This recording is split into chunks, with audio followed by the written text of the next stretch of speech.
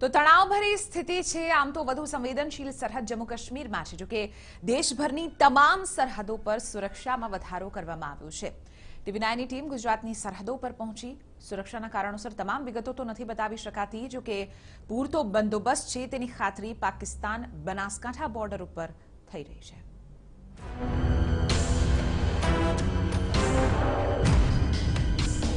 पंजाब तथा जम्मू काश्मीर में जो तनावभरी परिस्थिति है तेवी तनावभरी परिस्थिति गुजरातनी सरहदों पर तो नहीं, परंतु अहीं पण तमाम प्रकारना सुरक्षाना तथा अगमचेतीना पगला लेवाई रह्या छे। जे बनासकांठाने अडीने आवेल पाकिस्ताननी सरहदों पर है, અહીંથી बरोबर 150 मीटरना अंतरे पाकिस्ताननी सरहद शरू थाय छे, એટલે કે અમે ઝીરો પિલ્લર ઉપર છે। આ સરહદની સુરક્ષાની જવાબદારી બીએસએફના શિરે છે અને ગઈકાલથી જ બીએસએફના તમામ ઉચ્ચ અધિકારીઓ આ વિસ્તારમાં તૈનાત કરી દેવામાં આવેલા છે અને ઉચ્ચ સ્તરેથી જે પ્રકારની સૂચનાઓ આપવામાં આવેલી છે તે સૂચનાઓનું પાલન કરવામાં આવી રહ્યું છે।